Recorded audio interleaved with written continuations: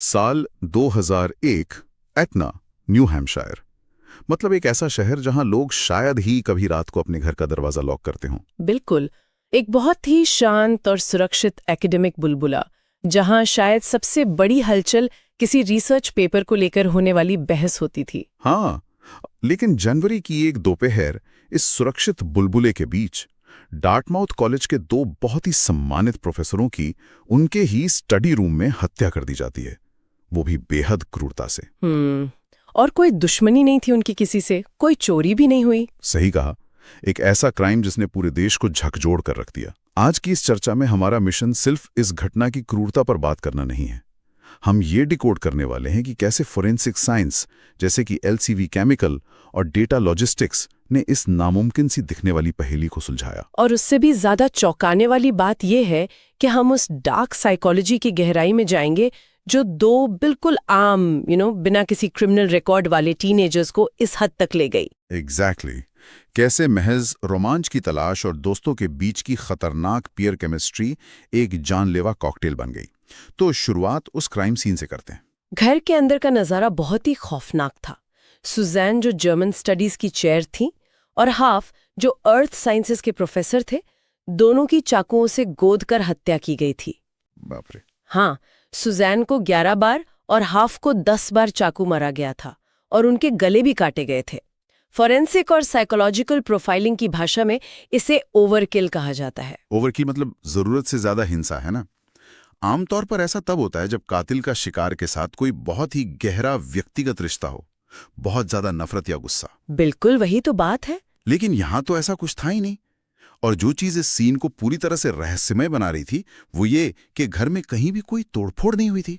हाँ, दरवाजा भी खुला था, जबरदस्ती घुसने का कोई निशान नहीं था। कुर्सियों की व्यवस्था बिल्कुल ऐसी थी जैसे प्रोफेसरों के साथ हत्यारों की कोई बहुत ही नॉर्मल अनौपचारिक बातचीत चल रही हो। मतलब उन्होंने खुद कातलों को अंदर बुलाया था। और यहीं पर इस मामले का सबसे दुखद पहलू सामने आता है। हाफ और सूजन दोनों ही स्वभाव से शिक्षक थे। छात्रों की मदद करना, अजनबियों पर भरोसा करना उनकी फितरत थी। बाद में जांच में पता चला कि हत्यारों ने इस घटना को अंजाम देने से पहले पड़ोस के एक और घर को निशाना बनाने की कोशिश की थी। वेट, सच में? उन्होंने किसी और घर में भी जाने की कोशिश की थी? हाँ, वहां उन्होंने बहाना बनाया था कि हमारी कार खराब हो गई है। लेकिन उस घर के मालिक को कुछ अजीब लगा और उसने उन्हें अंदर नहीं आने दिया, सीधे भगा दिया। तो इसके बाद उन्होंने अपनी रणनीति बदल ली। जेंटॉप दंपति के घर पहुंचकर उन्होंने हम एक स्कूल सर्वे कर रहे हैं का नया बहाना बनाया। बिल्कुल। और हाफ और सूजन का पेशे से शिक्षक होना और छात्रों के प्रति उनका जो एक सहज विश्वास था, वही अनजाने में उनके लिए मौत का फंदा बन गया। ये तो बहुत ही बुरा हुआ। ये बिल्कुल वैसा ही है जैसे आप ताज़ी हवा के लिए अपने घर का दरवाज़ा खुला छोड़ दें, लेकिन अनजाने में किसी विनाशकारी तूफान को भी अंदर बुला लें। उनकी दयालुता ही उनका सबसे बड़ा कमज़ोर बिंदु बन गई। ये एक बहुत ही परेशान करने वाला सच है। अपराधियों ने उनके इसी विश्वास का फायदा उठाया। लेकिन वो कहते हैं ना कि कोई भी अपराध कितना भी शातिर क्यों ना हो, अपराधी अक्सर कुछ ऐसी गलतियां छोड़ी जाते हैं जिन्हें विज्ञान पकड़ लेता है। हाँ, फॉरेंसिक साइंस। हत्यारों ने प्रोफेसरों को तो मार दिया, लेकिन वे अपने पीछे एक बहुत ही महत्वपूर्ण सुराग छोड़ गए। फायरप्लेस के पास लकड़ी के फर्श पर जूतों का एक खूनी निशान। और यहाँ उस पहले पुलिस अधिकारी डिटेक्टिव बेट्स का जिक्र करना बहुत जरूरी है। अक्सर क्राइम शोज में हम देखते हैं कि पहला सुराग कैसे बर्बाद हो जाता है। हाँ, लोग उस पर पैर रख देते हैं। लेकिन बेट्स ने बहुत सूझबूझ दिखाई। उसने उस जूतों के निशान को तुरंत लकड़ी के कुछ टुकड़ों से घेरकर सुरक्षित कर दिया, क्योंकि क्राइम सीन पर तो अफरा तफरी मची थी ना। बहुत ज्यादा अफरा तफरी। जरा सोचिए, एक घर के अंदर मर्डर हुआ है, वहां फर्स्ट रिस्पॉन्डर्स आ रहे हैं, पड़ोसी, मेडिकल टीम, एम्बुलेंस वाले और कई पुलिसकर्मी। उस छोटे से हिस्से में लगभग 14 लोग मौजूद थे। बाप रे, 14 लोग! ऐसे माहौल में तो सबूतों का नष्ट होना बहुत आम बात है। डिटेक्टिव बेट्स ने निशान को बचा तो लिया, लेकिन वो निशान बहुत स्पष्ट नहीं था। वो इतना धुंधला था कि नंगी आंखों से उसकी डिटेलिंग नहीं देखी जा सकती थी। यहीं पर new Hampshire state police forensic lab के निदेशक टॉम पाइपर की एंट्री होती है। तो उन्होंने उस धुंधले निशान को विजिबल कैसे बनाया? क्योंकि बिना क्लियर प्रिंट के तो वो किसी भी काम का नहीं था। टॉम पाइपर ने एक बहुत ही खास फोरेंसिक तकनीक का इस्तेमाल किया, ल्यूको क्रिस्टल वॉयलेट, जिसे शॉर्ट में LCV कहते हैं। ये एक ब्लड एनहांसमेंट केमिकल है। एक सेकंड, ये LCV काम कैसे करता? खून में हीमोग्लोबिन होता है और हीमोग्लोबिन में आयरन। जब LCV को किसी अदृश्य या बहुत ही धुंधले खूनी निशान पर स्प्रे किया जाता है तो ये उस आयरन के साथ एक केमिकल रिएक्शन करता है। अच्छा। रिएक्शन होते ही वो बेरंग केमिकल तुरंत एक गहरे बैंगनी रंग में बदल जाता है। ये तो बिल्कुल एक फोटोग्राफिक डार्क रूम की तरह हो गया। जैसे सादे कागज को केमिकल में डालते ही उस पर छिपी हुई तस्वीर धीरे धीरे उभर कर सामने आ जाती है। बिल्कुल वैसा ही LCV के प्रयोग से वो जूतों का निशान इतना क्रिस्प और स्पष्ट हो गया कि उसके सबसे छोटे पैटर्न भी दिखाई देने लगे। लेकिन काम अभी खत्म नहीं हुआ था। इसके बाद लैब को एक बहुत ही थका देने वाला प्रोसेस अपनाना पड़ा, जिसे एलिमिनेशन कहते हैं। मतलब उन सभी फर्स्ट रिस्पॉन्डर्स के जूतों को चेक करना। हाँ, क्राइम सीन पर मौजूद उन सभी 14 फर्स्ट रिस्पॉन्डर्स के जूतों के निशान लिए गए। एक एक करके उनकी तुलना उस खूनी निशान से की गई ताकि ये पक्का हो सके कि वो निशान किसी पुलिस वाले या मेडिकल स्टाफ का तो नहीं है। ये तो बहुत जरूरी स्टेप है। जब उन सभी 14 जूतों को रूल आउट कर दिया गया तब उस साफ निशान की तस्वीर को FBI लैब भेजा गया। FBI ने अपने विशाल फुटवियर डेटाबेस से कंफर्म किया कि ये निशान एक बहुत ही महंगे अपस्केल हाइकिंग बूट का है। जूतों का निशान मिलना एक बहुत बड़ी कामयाबी थी, लेकिन असली गेम चेंजर वो नहीं था। नहीं, असली सुराग तो वो 2 काले टैक्टिकल नाइफ शीट्स यानी चाकुओं के म्यान थे जो हत्यारे क्राइम सीन पर भूल गए थे। हाँ, और यहीं से ये पूरी जांच एक छोटे से शहर से निकलकर ग्लोबल लेवल के लॉजिस्टिक्स का सिरदर्द बन गई। क्योंकि ये कोई आम किचन नाइफ के म्यान नहीं थे। ये 9 से 10 इंच लंबे पैरामिलिट्री कॉम्बैट चाकुओं के लिए बने खास म्यान थे। मिलिट्री ग्रेड चाकू? हाँ, जब पुलिस ने उन म्यानों के निर्माता से संपर्क किया तो पता चला कि ऐसे लगभग 5000 चाकू और म्यान दुनिया भर में बेचे गए हैं। 5000? अब न्यू हैम्पशायर के एक छोटी सी पुलिस विभाग के लिए 5000 चाकुओं की परचेज हिस्ट्री ट्रैक करना तो असंभव था। ये लॉजिस्टिक्स के नजरिए से एक नाइटमेयर था। इसीलिए FBI को इस मामले में कूदना पड़ा। और FBI ने रैपिड स्टार्ट डेटाबेस का इस्तेमाल किया। 2001 के हिसाब से ये कोई छोटा मोटा काम नहीं था। आज तो हम पलक झपकते ही कुछ भी गूगल कर लेते हैं। बिल्कुल, उस वक्त हजारों लीड्स, रसीदों और सूचनाओं को एक साथ ट्रैक करना बहुत मुश्किल था। हाँ, उनमें से एक काम की चीज फिल्टर करना कोई मजाक थोड़ी है। रैपिड स्टार्ट सिस्टम ने देश भर के रिटेलर्स और इंटरनेट डीलर्स का डेटा खंगालना शुरू किया। उन 5000 चाकुओं में से उन्होंने शोर को कम करना शुरू किया। मतलब कैसे? जैसे कि कौन से चाकू मिलिट्री को गए, कौन से विदेश गए, कौन से चाकू कैश में खरीदे गए जिनका रिकॉर्ड नहीं है। और फिर इस डेटा माइनिंग के बाद उन्हें मैसेच्यूसेट्स के एक डीलर का पता चला। अच्छा। रिकॉर्ड से सामने आया है कि इस डीलर से चेल्सी, वर्मोंट के एक व्यक्ति ने 2 बिल्कुल एक जैसे कॉम्बैट चाकू खरीदे थे। और जब पुलिस ने उस खरीदार का बैकग्राउंड चेक किया तो जो नाम सामने आया वो था जेम्स पार्कर, जिसकी उम्र महज 16 साल थी। एक सेकंड, आप कह रहे हैं कि एक 16 साल के बच्चे ने इंटरनेट के जरिए मिलिट्री ग्रेड कॉम्बैट चाकू खरीद लिए 2001 में? हाँ, बिना किसी चेकिंग या एज वेरिफिकेशन के? ये कैसे मुमकिन है? और उससे भी बड़ा सवाल मेरे दिमाग में ये आ रहा है कि अगर उन्होंने इतनी तगड़ी प्लानिंग की थी, वो मर्डर के लिए 10 इंच के चाकू लेकर गए थे, तो वो अपनी पहचान बताने वाले म्यान वहीं क्राइम सीन पे कैसे भूल गए? वही तो। ये कोई मास्टरमाइंड प्लानिंग तो नहीं लग रही, ये तो पूरी तरह से बेवकूफी है। और यही विरोधाभास इस केस की सबसे बड़ी साइकोलॉजिकल चाबी है।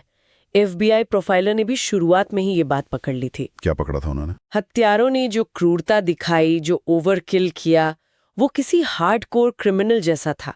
लेकिन जो सुराग वे छोड़ गए, चाकुओं के म्यान, फिंगरप्रिंट, खूनी जूतों के निशान, वे किसी नौसिखिए या बहुत ही लापरवाह व्यक्ति की ओर इशारा कर रहे थे। मतलब उनका दिमाग क्रूर तो था पर शातिर नहीं। प्रोफाइलर्स का मानना था कि अपराधी ऐसे युवा हो सकते हैं जिनके अंदर एग्जीक्यूटिव फंक्शन या दबाव में काम करने की क्षमता नहीं है। जब उन्होंने मर्डर किया तो उनके दिमाग में एड्रेनलिन इतना हाई था कि वे अपना सामान उठाना ही भूल गए। इसे कॉग्निटिव ओवरलोड कहते हैं। मतलब थियरी और रियलिटी का क्लैश। और जब चाकुओं के ट्रैकिंग से जेम्स पार्कर और उसके दोस्त 17 वर्षीय रॉबर्ट तुल्का का नाम सामने आया तो प्रोफाइलर्स की ये थियरी 100% सच साबित हुई। बिल्कुल, ये दोनों किसी गैंग के मेंबर नहीं थे। हाँ, ये अच्छे परिवारों से आने वाले आम टीनेजर्स थे। इनका कोई पुराना क्रिमिनल रिकॉर्ड नहीं था। जब पुलिस पहली बार पूछताछ के लिए उनके पास पहुंची तो उनकी कहानी सुनकर किसी को भी हंसी आ जाए। उन्होंने क्या कहा? उन्होंने एक रटी रटाई और बेहद बेतुकी कहानी सुनाई।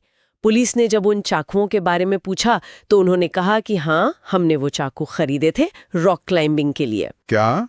रॉक क्लाइंबिंग के लिए? हाँ, और फिर कहा कि वो बहुत भारी थे, इसलिए हमने उन्हें बर्लिंगटन के एक आर्मी नेवी स्टोर के बाहर एक अजनबी को $60 में बेच दिया। भारी कॉम्बैट चाकू रॉक क्लाइंबिंग के लिए?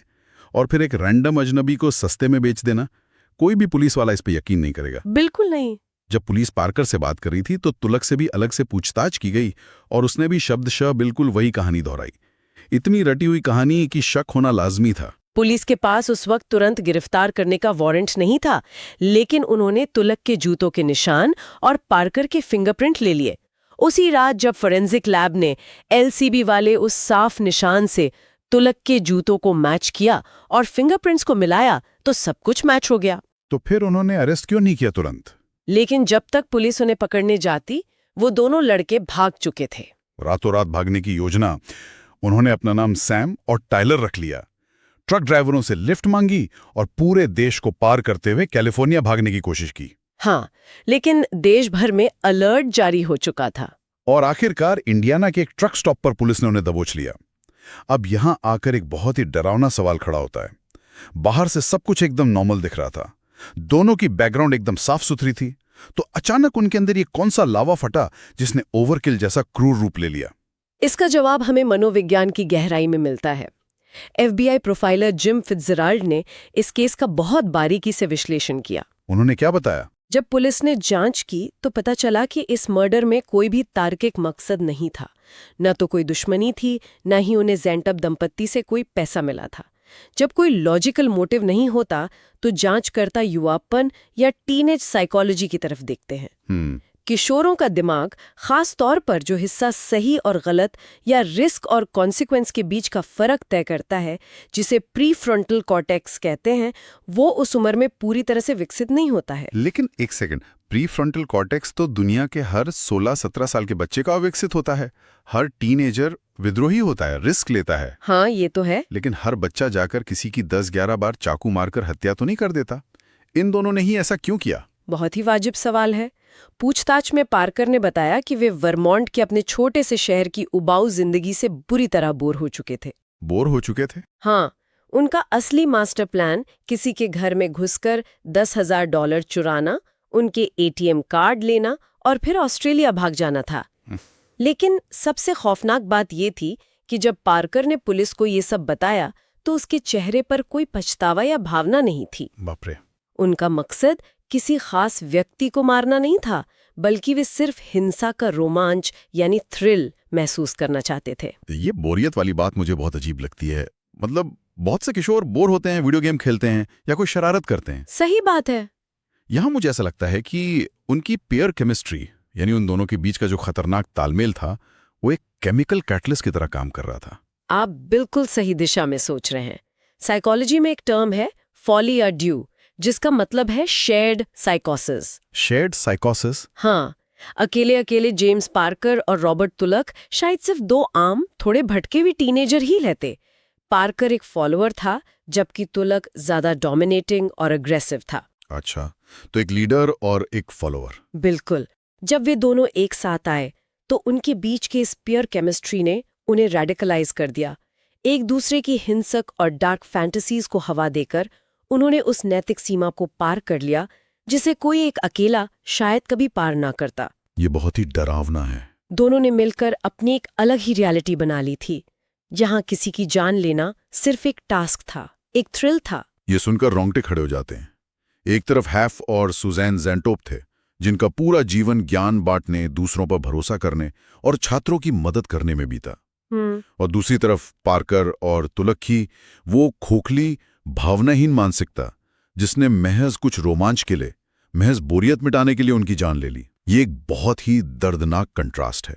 इंसानियत के सबसे अच्छे और सबसे बुरे रूप का आमना सामना। और इस कंट्रास्ट को इंसाफ तक पहुंचाने में विज्ञान ने जो रोल प्ले किया, उसे नजरअंदाज नहीं किया जा सकता। बिल्कुल। अगर टॉम पाइपर ने LCV केमिकल का इस्तेमाल करके उस धुंधले जूतों के निशान को न उभारा होता, या अगर FBI ने रैपिड स्टार्ट सिस्टम से उन 5000 चाकुओं की ट्रैकिंग का वो लॉजिस्टिकल चमत्कार न किया होता तो शायद ये दोनों किशोर कभी पकड़े ही नहीं जाते। वो तो पक्का ऑस्ट्रेलिया में बैठे होते। हाँ, और जहां तक सजा का सवाल है, जेम्स पाकर जो 16 साल का था, उसने पुलिस के साथ सहयोग किया और अपने ही दोस्त के खिलाफ गवाही दी। अच्छा। उसे सेकेंड डिग्री मर्डर के लिए 25 साल से लेकर उम्र कैद तक की सजा मिली, जबकि मुख्य साजिशकर्ता रॉबर्ट तुलुक जो उस वक्त 17 साल का था, उसे फर्स्ट डिग्री मर्डर का दोषी पाया गया और बिना पैरोल के उम्र कैद की सजा सुनाई गई।